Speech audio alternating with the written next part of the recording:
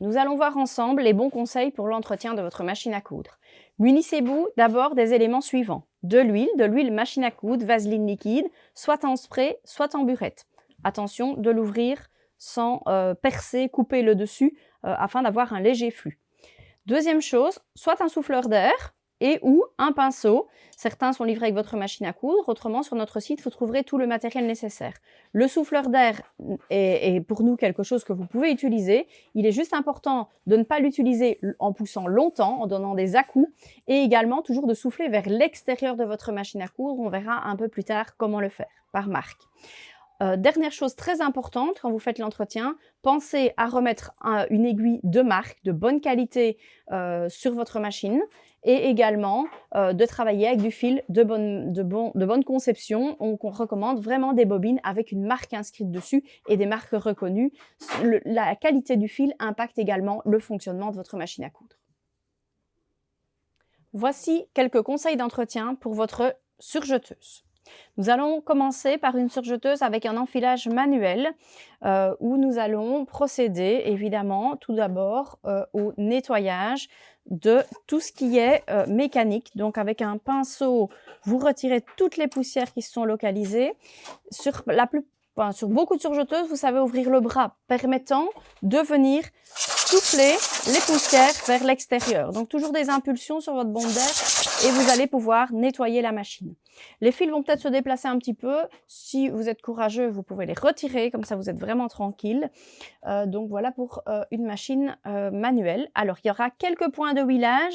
On va mettre un peu d'huile ici au-dessus de l'axe du boucleur supérieur. On va en mettre également en dessous et on va en mettre un tout petit peu derrière sur l'axe.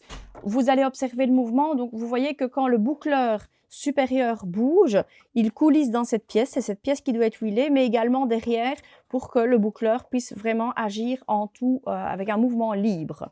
Donc c'est le seul point de huilage qu'on conseille à votre niveau sur une surjeteuse. On conseille également régulièrement de faire l'entretien des couteaux. Donc les couteaux, ça s'affûte et vous allez pouvoir nous les envoyer où on s'en occupe dans le entretien un peu plus conséquent. Bien évidemment, en atelier, nous, on va beaucoup plus loin que ça, mais ça, c'est les tâches que vous avez de votre côté à faire. Donc voilà. Pour une machine avec un enfilage à air, on va procéder également au même mouvement, donc c'est-à-dire qu'on va ouvrir, ici elle est très très sale, et on va venir souffler pour dégager les poussières qui sont au niveau de la machine. Donc,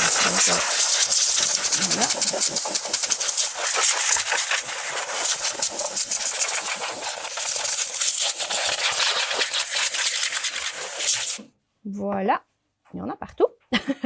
On va également huiler les mêmes points.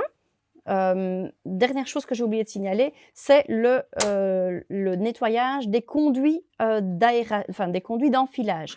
Si votre machine est équipée d'un bouton, donc vraiment d'une procédure électronique pour le nettoyage des circuits, vous pouvez souffler à l'intérieur des conduits. Si c'est une pompe manuelle que vous devez presser, là par contre on vous déconseille de souffler puisque ça nécessite des consignes plus particulières. N'hésitez pas à nous questionner par mail concernant votre machine. Pour les conduits, vous pouvez, donc pour les machines avec équipement électrique, souffler à l'intérieur pour vraiment nettoyer les petites poussières qui s'y trouvent. Ne pas hésiter également à utiliser le fil d'enfilage manuel qui est livré avec votre machine et d'y passer à l'intérieur un morceau de fil plus épais, genre cordonnet, et de faire des allers-retours avec ce fil pour retirer les éventuelles poussières. Elles sont relativement peu bloquantes, mais je vais dire que c'est quand même quelque chose que vous pouvez faire pour être tranquille avec votre machine, votre surjeteuse. Dernier point important, ça va de nouveau être le huilage. Et là, vous voyez, c'est présenté légèrement différemment, mais ce sera les mêmes points à huiler. Ici, au-dessus du boucleur, en dessous, et puis faire quelques mouvements de volant pour mettre le tout en mouvement et que l'huile aille se répandre où c'est nécessaire.